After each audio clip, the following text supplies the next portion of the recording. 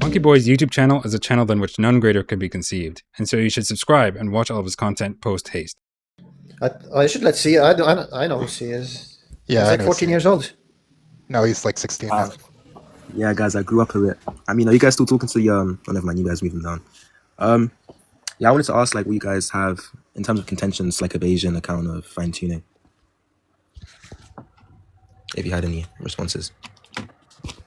Like a response to the Bayesian style fine-tuning argument? Yeah, exactly.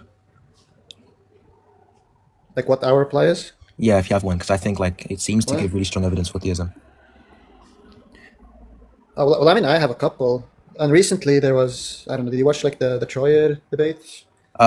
The one where I don't know how updated you are. I don't know how updated you are, but like there's like a recent decent argument there that if you haven't seen that's like a really decent reply to the argument. Yeah, I was planning to write a response to like the sort of argument he uses. I disagree with the second premise. He seems to make a move where he says like the probability of there being a life-pitting universe, given that there is a designer, is less than or equal to the probability that there's a life-pitting universe, given that there's not a designer. And I just disagree with that sort of condition. Yeah, it's like the bare design, bare non-design hypothesis. Yeah, so if you watch the videos with Donahue and Matthew to kind of like go through, they debate about that premise a bit. I'm not totally sold on the argument Troyer has, but I think it's pretty plausible, especially because it seemed like the one objection that could be raised, which is kind of appealing to the frequency of observed agents, it seemed like Troyer had a decent response to that, which is that would end up like double counting the evidence. Now, of course, like Matthew and Donahue, they had responses to that, and I haven't really developed thoughts about their responses, but right now it doesn't seem like there's a good reason to think the argument just like fails. Like I'm kind of like more or less like suspended judgment on. I can drop. I don't know if Amdir shares. Like I can drop for Amdir because I know he's like.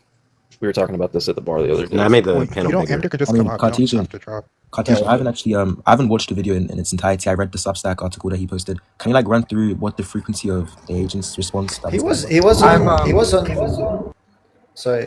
on here just like 30 minutes ago. It should have been like Friction was on here on this live. There he is. Oh yeah, he is here. All right. I mean, I'm not going to say anything Troyer won't say. I mean, I just want to know just let what was the frequency? This kid, this 14-year-old kid wants to know about the second premise. Yeah. Like, do I like explain why I think the second premise is false now? Or? No, this is not the real Friction. It's one of the people that have his profile picture. Oh, okay, that makes sense. Wait, before I explain though, can somebody tell me what the frequency of observed agents reply was? I haven't watched the video. No, all it is like they'll say that Friction can give his thoughts. Yeah, okay. Friction. I don't think. Wait, the Troyer unmute. Yeah. Oh, okay. Hey, what's going on? Yeah, I mean, I was interested in the justification for the second premise of the argument. I haven't watched your debates against the Matthew guy or the Donahue guy. So like I might be a little bit, out of range. But I mean, I just find the second premise to be implausible. Well, recall the second premise is just about how likely L is conditional on bare non-design versus bare design, right? Yeah. And I mean, there's a few ways to go about supporting that, but like the basic idea, as I wrote in the post, is that look, the bare design hypothesis as well as the bare non-design hypothesis are pretty uninformative about what sort of things there would be. It doesn't say anything about what sort of designer it is or what sort of universe it created, and except that there's some universe. That's what I built into it anyway. And the idea is that, like, well, I would sort of expect similar things, right? You have similar possibilities, a similar sort of distribution over those possibilities on either side, and so it doesn't seem to me that we have any reason to think that bare design would more strongly predict L than bare non-design. There's other ways to go about kind of arguing for this. Like, you can make this stalking horse point. You can make this other point that I brought up a little bit with Matthew and Miles, and I've since developed it a little bit further regarding, well, suppose we just built in the predictive data to the hypothesis. It seems like you get a really implausible consequence of the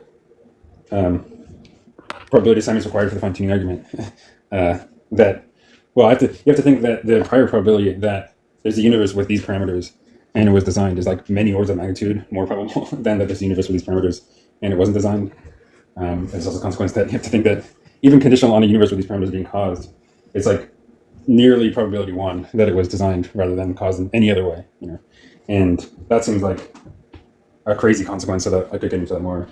And then there's more general kind of heuristics and such for going about assigning priors and whatever that I think weigh in favor of my approach, but like there's responses, and obviously I'm being very brief here, but it's a couple things. I mean, I had a conversation with a guy called Felix. I'm not sure if anybody knows that guy, but I was speaking to him about how I might challenge the second premise. Thanks for whoever gave me that, whatever. Like an idea that I grew up on, maybe you could tell me like if you have any issues with this. Was like I was trying to show that even though the bare design hypothesis, I understand, is particularly silent on the psychology of the designer in question. If we take the evidence, right, and like we say, okay, well, let's suppose that there is this designer that did not want a life-permitting universe. The evidence is like entirely not expected. Like I would say that the probability that the universe was designed this way, given that there's a designer who did not want a life-permitting universe, is 0. But we do have the evidence, and so it seems if that entails the falsity of the possibility that there is a designer who does not want a life-permitting universe. And then what that tells me is that the bare design hypothesis really just is identical to any hypothesis that stipulates that there is a designer who wants life-permitting universe. No, that's not right. So what you will get is when you update on L, the designer hypotheses that did, that do more strongly predict that L will get a significant boost, and those which make it unlikely will not get a boost, or at least, or may even get less likely. That's trivial, right? That's compatible with my critique. What you don't get from that is that, well, now we can reason backwards and say antecedently, perhaps an updating on L, so L is not in the background, the conditional probability of L given bare design is higher. No, that just doesn't follow. Wait. So do you agree with the first thing that I said, which is that given that there is a designer who does not want life-permitting universes, the likelihood that there is a life-permitting universe seems to be 0. Do you agree with that step? It's not 0, but I grant that it's small. Yeah. I mean, to me, it sounds like it would be 0. Do you have like a reason as to why a designer who does not want a life-permitting universe would design a life-permitting universe? That doesn't seem plausible to me. Well, it's just not ruled out, right? So you might not want something, but end up doing it anyway. So I was just saying that the hypothesis is given does not strictly rule it out. So I wouldn't give it 0 exactly, but not really important. I mean, like in most cases where I imagine somebody wants to do something but ends up not doing it, it's because you have some stronger conflicting one against doing that thing. Maybe I'll start with explanations. I'm not making a strong point. I'm just saying that your hypothesis doesn't rule it out, and so I wouldn't assign it 0. Just imagine. Just imagine like the designer is starts creating like a universe that is not life permitting, but then the designer just kind of like fucks up or something, and then suddenly the universe is like life permitting. That's like a plausible scenario. Yeah, so that's why it's not going to be 0. I spoke to Felix or about it this wants as well. something else, and it just like accidentally it's like also something that's life permitting. Yeah. So I mean, I spoke to Felix as well about like this sort of response. Maybe it's the case that there are like faulty universes. So maybe like the designer, although he doesn't desire life-permitting universes, he makes a mistake or something, and that leads to the creation of the life-permitting universe.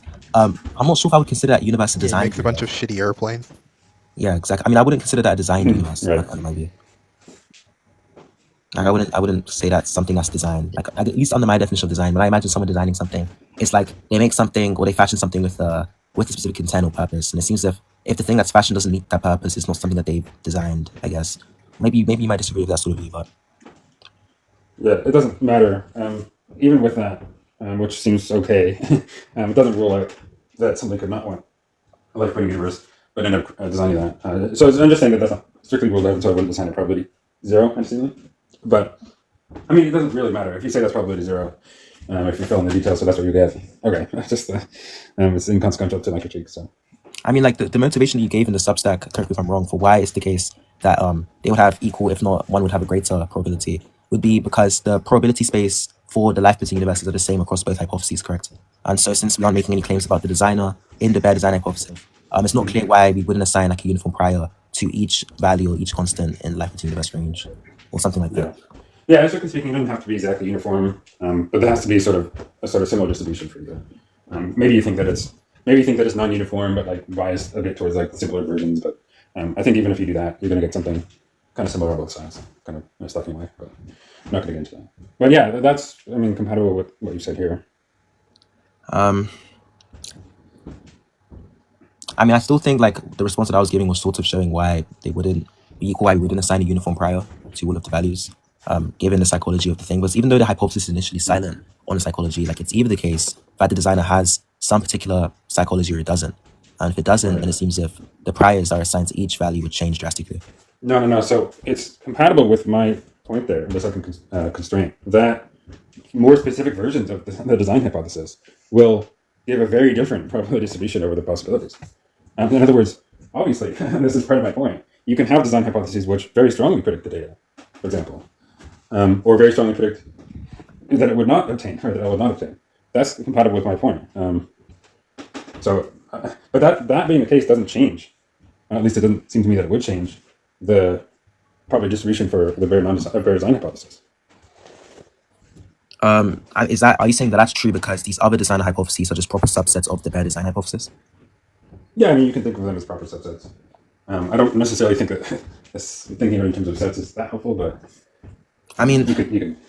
Yeah. I agree with like that step. If you conceive of them as like these sorts of like if you conceive of it as like the bare design hypothesis as well as like some other assumption, and I agree, obviously the probability can't exceed the bare design hypothesis.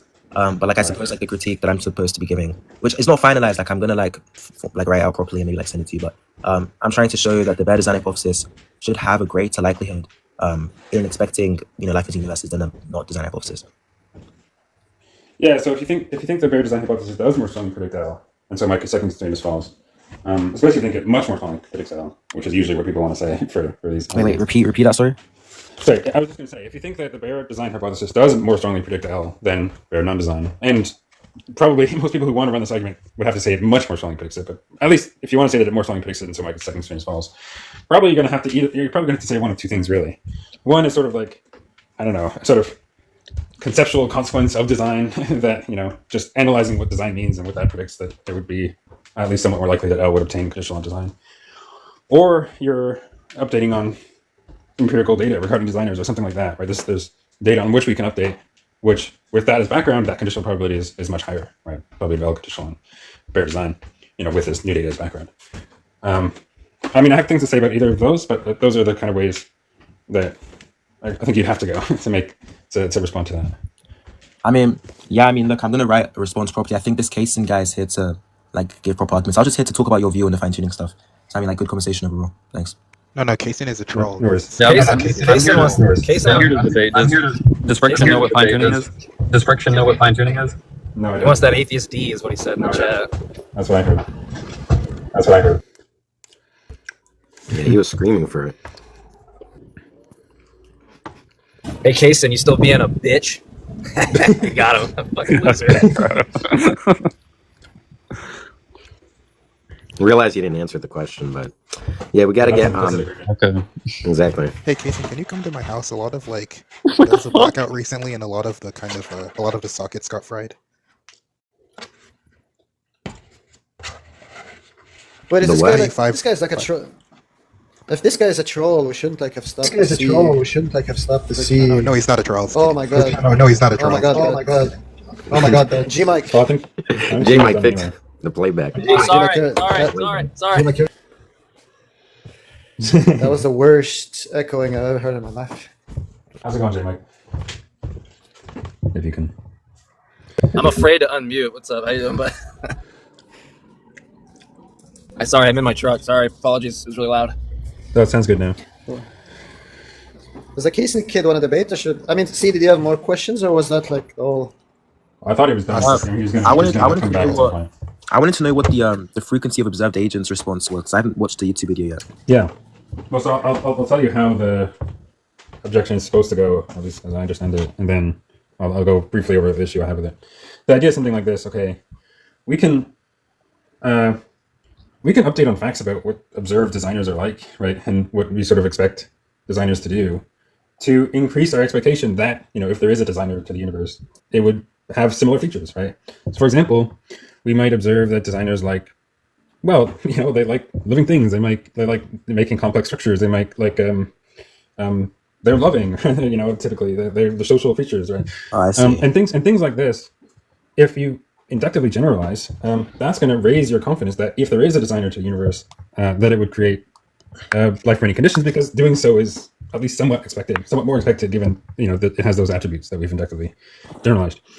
And then the idea is like, if we update on that, the conditional probability of L on bare design with that as background is much higher, right? Yeah, Maybe it's not very high, but it's like much higher than it is on bare non-design. And so then when we update on L, we get much stronger confirmation for bare design, and perhaps also for more specific design hypotheses. I mean, so like I guess the idea is like you have like this maybe like inductive case where like a lot of designers we see have these traits, and like we can assume that thus this supernatural designer will also share those traits. Yeah, the idea is yes, that's sort of right. Yeah, I So- mean that so- doesn't sound correct to me. To be honest.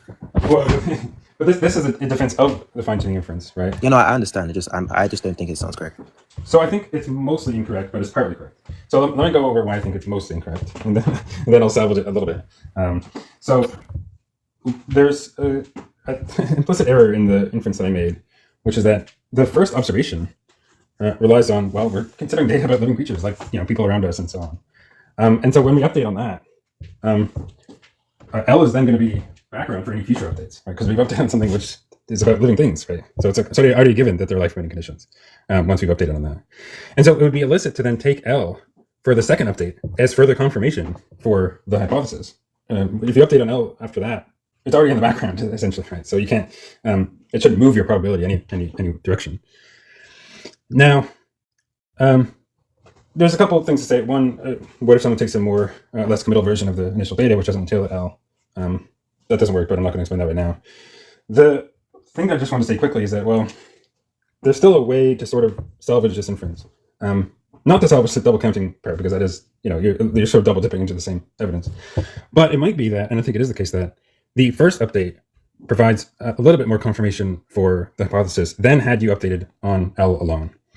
And this is sort of easier to see. It's sort of easier to see why this is if we update in the other order. So suppose you updated on L first. Okay, now if my critique is right, it's sort of a wash, right, at best. But then suppose that we update on the further data regarding what living, creatures are like, what designers that we've observed are like.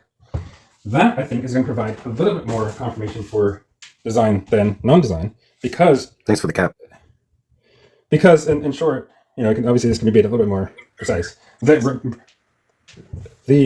design given L, bare design given L, is going to somewhat more strongly predict the truth of a generalization like that about designers, because a relatively significant portion of the designer space is comprised by designers who prefer L because we've already updated on L. And you don't get the same sort of thing on the bare non-design side because it doesn't say anything further about what sort of designers there are. And so you're going to get a little bit more stronger confirmation from the second update regarding these empirical observations for design.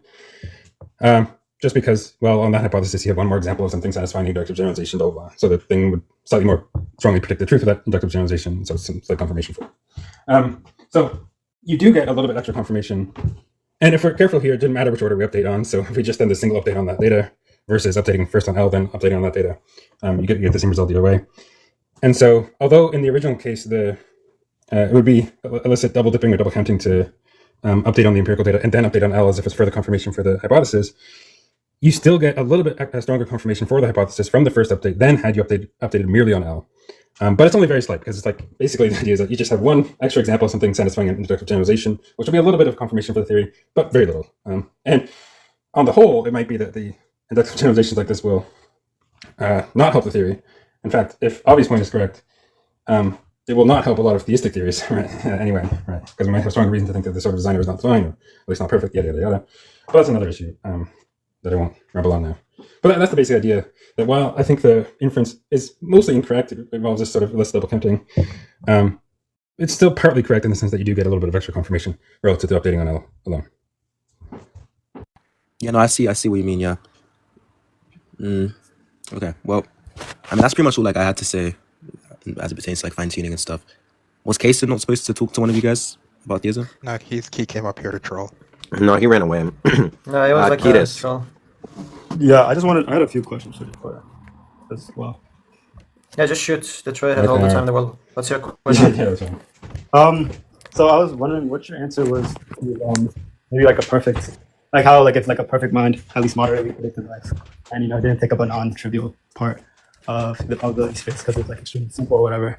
How that wouldn't just mean bare design predicts life more than bare non-design, and then I can save the second question after that. Yeah, no, I mean, I think that it is going to take up a small portion of the space. And so without getting into too much on how I want to think about simplicity, because I talked about a little bit in the discussion with Matthew, it's sort of, I think, wrong to think about simplicity as it relates to priors, just in terms of how simple explicit ontology of your theory is, or something like that, or even the explicit plus implicit ontology. Rather, I want to think of simplicity in terms of actually sort of what the theory predicts, right? Or how constrained in a way the probability space, probability distribution it places over the possibility space. And I mentioned like some way to compare that distribution to like a uninformative prior, that for the sort of uninformative prior. So without getting to that, but the short answer is no. I don't think that you're going to be any better off here with this quote unquote simpler theistic hypothesis. The other thing to note is that I think the stalking horse objection is still going to apply, in the sense that, like, look, however simple this theory is, it's not more complex, it seems to me, to suppose that there's the same sort of world that being like that created, the same sort of universe that a being like that created, but no being like that, right? At the very least, it doesn't seem like a more complex theory. And so if we're using simplicity here to as a sort of guide to our priors, it seems to me that the prior on that design hypothesis, the perfect being one or whatever, shouldn't be higher than the prior on the corresponding non-design one, regardless whether we're talking about one that builds in the specific description of what the world is like or not. And well, assuming that the not one includes a similar distribution on the other side, which might be actually much higher anyway, whatever. Sorry if that's not really very helpful, but that's a brief one. Yeah. There. Yeah, and then the second one was what's like stopping the theist from like kind of so like I don't know, for like any bare design hypothesis X, just bootstrapping maybe the quality of goodness or some other quality that predicts life at least moderately onto like any hypothesis X, right? And then you still end up I just don't understand how you like have like a probability met. I don't know, but like there's like basically it ends up being that there's just the cardinal. I mean, there's like an equal amount of hypotheses that moderately predict X under a fair design and non-design. If you just bootstrap maybe like goodness as a quality on almost all those designs that don't like strictly contradict. So like I don't know, you have like one design hypothesis that says this designer values a chair, and then you just bootstrap that and you add on to this designer values a chair and that designer is good, something like that. Yeah, I don't. That's and then like you can maybe like through some possible configuration you end up with like an infinite amount of these kind of designers that have like that goodness quality to them, and that they moderately predict life. I don't know. I don't understand how you like still be justified in saying that takes up a non-trivial probability space. So I mean, I'm not sure what you're getting at. Either you're just making the same point that, say, a loving designer, that sort of hypothesis should take up a relatively significant part of the space. No, it's not one. It's not. If that's not what you're saying, then it sounds like you're just saying, well, can't we just consider the theistic hypothesis that does more strongly predict the data, right? Say this loving designer or whatever. And yes, we can. But according to my argument, anyway, while that hypothesis will more strongly predict the data, it will have lower prior, such that when we update on the data, it cannot be more strong, more likely that hypothesis is true than bare non-design. I'm not talking about one hypothesis here. I'm talking about like I don't know. You could say there's designer X and X values the number 1 for some reason, right? And you do this for all the natural numbers. So there's designers that value all the numbers going all the natural numbers or whatever. And then you bootstrap onto each and every single one of these hypotheses that this designer also is good. So this and assuming goodness would moderately predict life or something, you end up with an infinite amount of designers under their design, or whatever, the whole their design that moderately predict life. I don't understand how you're still justified in saying the measure of these, like all these hypotheses, all these designers isn't somewhat non-negligible. I would still make all the same points that I did before. The fact that you can have infinite variations of designer hypotheses that at least moderately predict life, that's true. You have infinitely many that do not or predict against it. And also you have the same thing for non-design hypotheses. I'm not sure what this gets us. What I'm trying to say is that, if like the amount is the same, like the amount of designer hypotheses that do predict life is the same as the amount of designer hypotheses that don't predict life, how are you justified in saying that, what am I trying? How are you justified in saying the priors you should have for any bare designer that does predict life is so small, in fact, that it like any like benefit from it cancels out with this prior? Well, I'm not sure what to say besides the stuff that I already said. I still think those points apply. The fact that there's, if you're making some point about infinity here, and that because there's infinitely many, in some sense, there's as many design hypotheses or design hypotheses that predict life as those that don't. That's trivial, but that's like a quirk of infinity, right? You can put them in one-to-one correspondence in that sense. I mean, you could also compare them in a way that's not one-to-one correspondence, where you have many more on one side or many more on the other side. That's not the sort of thing I would use to, think about the probabilities here. But I'm not sure that that's what you're saying. No, that was kind of what I was saying. How you justified saying the whole of that. I mean, you can do that, is what I'm trying to say. I understand that, but I mean, if the whole time is that.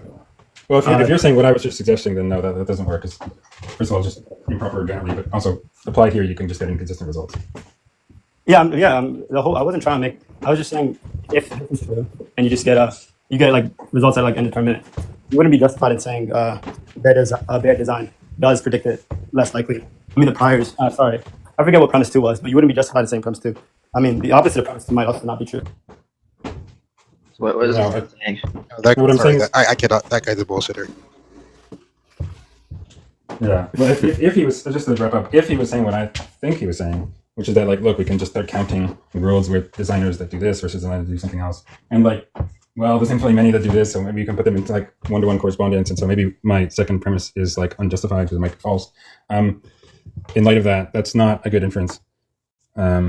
This putting them into one-to-one correspondence this way, because there's infinitely many on both sides, you can set up another way where you get the opposite result, and that's just like, this isn't the right way to think about relative priors and potential probabilities and so on. But explaining why more rigorously would take a bit more. But I think it suffices to show that that sort of reasoning can lead you into inconsistent probability assignments here. If that's not what you're saying, then I'm not sure that what the point was. When I would grow up, I want to be Eric is crazy. Yeah. All right, well, let's try and get our next, op. We haven't had one of those in ages. Also, let's get to 60,000. Let's get to 60,000 hertz or likes or whatever. No, you gotta put a larger goal, especially when you say it. Smash! Motion. Like, let's get to 100,000. Let's go. Come on. That's a little unrealistic, but he set the goal, so now y'all got to do it. Exactly. He says he'll never come back if you guys don't hit the goal. So. Yeah, literally. So many Ariana's fans in the chat. Yeah, is it true that the Troyer is an Arianas victim? That rumor is spreading. It is not. You know, your goat got 12-6 elbowed by me in a debate, so. That's right. Like, I performed a dual knee kick on him, and he, kind of started having a mental breakdown. Ariana's posted this video where when he edits your face into. Have you seen the one where he puts your face on Benjamin Netanyahu? Yeah, that's the one. For some reason, he also edited the audio, so it's like unlistenable. But like, I mean, it was like the point was trivial, like the confusion that he had, and I explained it to him in the chat, and it's like, he's still going, but I don't care.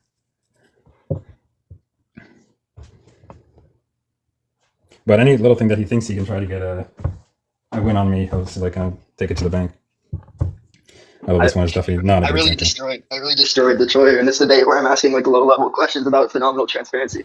It's really there's one like what was the other one that he posted like a year or two ago? It was like a Troyer leads like mumbling impression in physicals in debate or something. But in the actual quote unquote debate, he was just like asking questions about my view. Like I wasn't like that interesting, or really a debate that he could like win or something. Apollo set up a debate between us. Yeah, look, I'm not going to dispute that that's a mumbling impression or something. It was probably true, man. Anyway. Well, then you just conceded. Okay, nice. Yeah, shit, I just folded myself like a chair. That's crazy. So you were a victim. You lied to me. Well, that's what, the dishonest... You said, like, his slogan, but omitted, like, the homosexual part of it. Wait, there's a homosexual part of it? No, I mean with his pants pulled down part. Oh, yeah, no, I just did the folded the chair part, yeah. Send this to all the little apologist people y'all know. Anyone, all of them. Invite them here, get them on. By the way, like, do you think, like,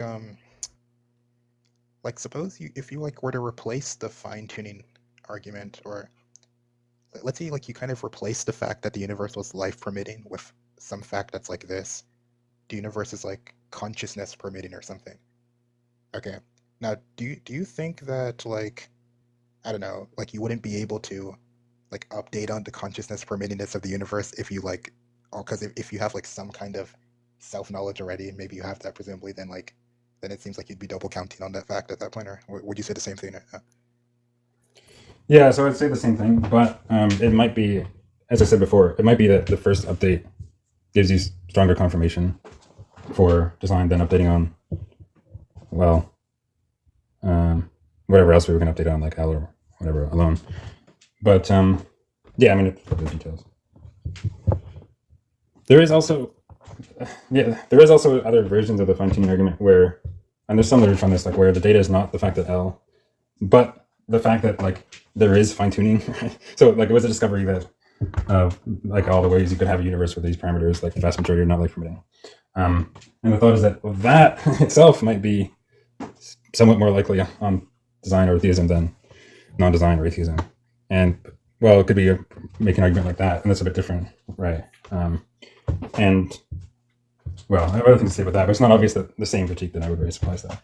That's what, like, in Rob Cullins's paper, he says that at least like the datum in question is fine-tuning, and I've always thought that was some kind of error. Yeah, there's a few people that put it that way, and it seems sort of more weird to me. Like, I don't know, why would that be more expected on design than on design?